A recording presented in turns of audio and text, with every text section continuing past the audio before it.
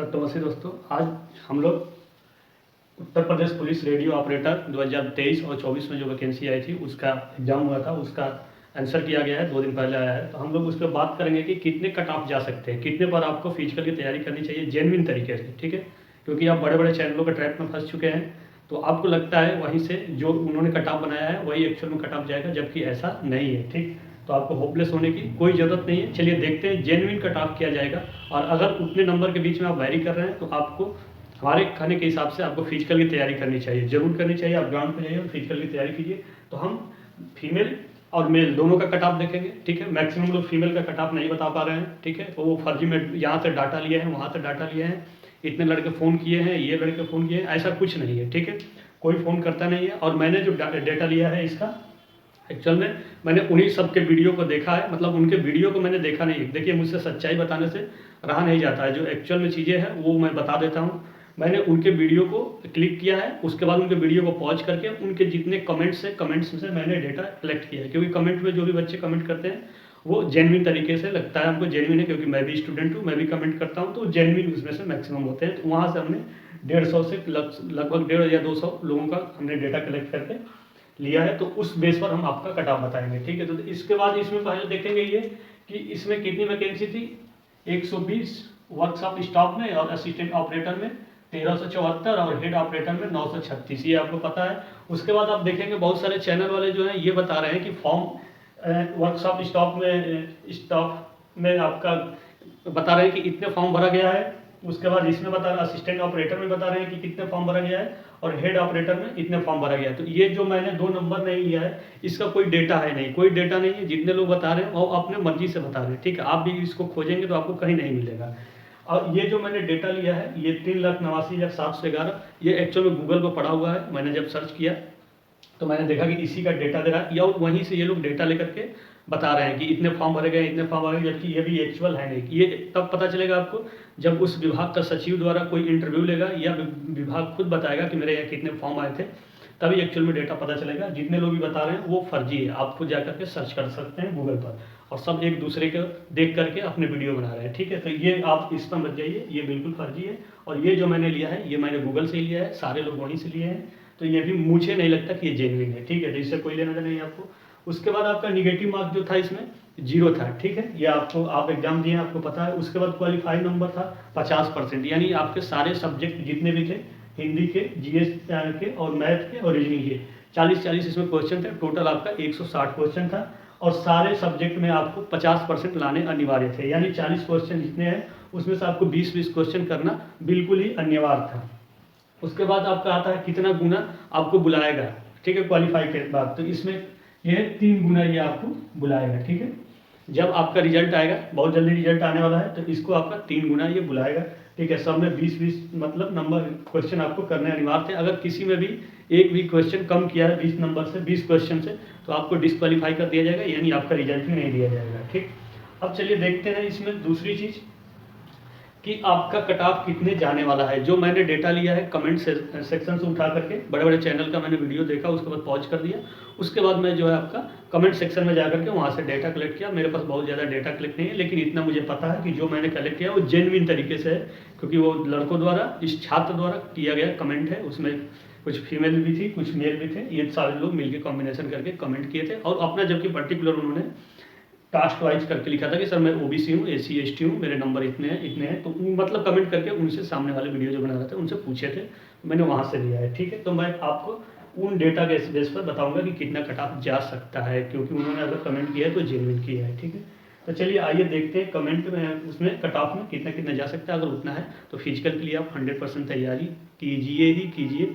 ऐसा ना हो कि जैसे दिल्ली पुलिस की जब आई थी तो बहुत सारे लोगों ने कट ऑफ बनाया था, और उस कट ऑफ के रेंज में बहुत सारे लड़के नहीं थे, और वो होपलेस हो गए थे, छोड़ दिए थे फिजिकल की तैयारी के लिए। जब रिजल्ट आया तो उसके कट ऑफ में उनके नंबर्स थे, उसके बाद उनको बाहर होना पड़ा, क्योंकि वो उस कट ऑफ को देख करके टीचर का फिजिकल की तैयारी नहीं किए थे, और फिजिकल में वो बाहर हो गए थे। तो ऐसा इसमें ना करें। अगर इतने नंबर हैं तो जरूर जाएँ, और हमें विश्वास है कि आपका फिजिकल के लिए बुलावा आएगा। तो चलिए देखते हैं कट ऑफ क्या है। तो ये हमारा कट ऑफ रहा, ठीक है। इसको आप ध्यान से देखिए। अगर इतना आपके नंबर्स हैं, पीछे हमारा जो है फीमेल के लिए है, तो आपको रनिंग के लिए, फिजिकल के लिए तैयार होना चाहिए। जैसे इसमें है देखिए ये है ईवार का 290 प्लस माइनस 5 है, तो आप देख लीजिए ओबीसी का 290 प्लस माइनस 5, ईडब्ल्यूएस का 280 प्लस माइनस 5, एससी कैटेगरी का 280 प्लस माइनस 5 और एसटी कैटेगरी का 285 प्लस माइनस 5। ठीक है, यहाँ एससी कैटेगरी से एसटी कैटेगरी का ज़्यादा है क्योंकि इसका कट ऑफ जाने की चांसेस ज़्यादा हमेशा बनी रहती है, तो इस बार भी बना रहेगा। ठीक है, तो उसके बाद क्या करेंगे, अब ये जो था आपका वर्क असिस्टेंट वर्क स्टाफ के लिए था। ठीक है, अब आपका असिस्टेंट ऑपरेटर, तो इसमें आपका 280 है प्लस माइनस 5 है तो चल जाएगा। 275 ओबीसी का प्लस माइनस 5, ईडब्ल्यूएस का भी 275 प्लस माइनस 5, एससी कैटेगरी का 265 प्लस माइनस 5 और एसटी कैटेगरी का 255 50 प्लस माइनस 5। ठीक है, यहाँ पर देखेंगे एससी कैटेगरी का एसटी कैटेगरी से ज़्यादा है। ठीक, क्योंकि यहाँ पर सीटें भी आपकी ज़्यादा हैं। ठीक, असिस्टेंट ऑपरेटर में 1374 सीट है, उसी तरह से हेड ऑपरेटर में आपका 936 सीट है, तो इसमें आपका जनरल का 275 यानी प्लस माइनस 5, ओबीसी का 270 प्लस माइनस 5, ईडब्ल्यूएस का 270 प्लस माइनस 5, एससी कैटेगरी का 260 प्लस माइनस 5 और एसटी कैटेगरी का 245 प्लस माइनस 5। अगर इन नंबर्स के बीच में आपका नंबर वेरी कर रहा है तो आपको टेंशन फ्री होकर के फिजिकल की तैयारी करनी चाहिए। ठीक है, उसके बाद हम बात करते हैं फीमेल के लिए कि फीमेल का कट ऑफ क्या जा सकता है किस कैटेगरी में। तो देखिए इनका भी मैंने एक अंदाजा लगाया है कि इससे ज़्यादा इनका नहीं जा सकता है या इससे कम तो नहीं जाएगा। ठीक है, अगर इतने नंबर हैं इनके तो इनको भी फिजिकल की अपनी तैयारी करनी चाहिए। जैसे इसमें फीमेल के लिए जनरल कैटेगरी में वर्क स्टाफ के लिए अगर 260 है तो चल जाएगा, ओबीसी में 265 और ईडब्ल्यूएस में 255, एससी कैटेगरी में 240 और एसटी कैटेगरी में 245। यहाँ भी एसटी कैटेगरी का नंबर जो है एससी कैटेगरी के नंबर से ज़्यादा है क्योंकि इनकी हमेशा जो है कट ऑफ जो है एससी कैटेगरी से ज़्यादा जाता है। ठीक है, तो ज़्यादा जाने की वजह से उसके बाद असिस्टेंट ऑपरेटर में देखिए जनरल कैटेगरी में 255 है अगर फीमेल का तो चल जाएगा, ओबीसी में 260, ईडब्ल्यूएस में 250 और एससी कैटेगरी में 235, एसटी कैटेगरी में 225, हेड ऑपरेटर में 260 जनरल कैटेगरी में, ओबीसी में 265, ईडब्ल्यूएस में 255 और एससी कैटेगरी में 245 और एसटी कैटेगरी में आपका 220। अगर फीमेल का इन नंबर्स इतने नंबर्स आ रहे हैं, आपको अजूबा सा लग रहा होगा कि इतने नंबर पर कट ऑफ कैसे जा सकता है, लेकिन ये सच्चाई है। ठीक है, इसका मैं जब रिजल्ट आ जाएगा मैं बताऊंगा कि इस तरह से मैंने क्यों किया और इतने कट ऑफ क्यों जा रहे हैं। ठीक है, तो अगर आपका इतने नंबर आ रहा है तो आप मेरे तरफ से जरूर आपको फिजिकल की तैयारी करनी चाहिए, आपको जाना चाहिए ग्राउंड में और फिजिकल की तैयारी करनी चाहिए। देखिए कोई ज़रूरी नहीं है कि कोई बहुत बड़ा टीचर जो है या कोई भी हो कुछ बहुत बड़ा चीज़ें है और वो बता दिया है तो वही सही होगा, ये कभी ऐसा होता नहीं है। ठीक है, कि हमेशा आदमी कभी कभार रॉन्ग साबित हो जाता है और एक कट ऑफ बताने की ये समझिए एक जुआ की तरह है।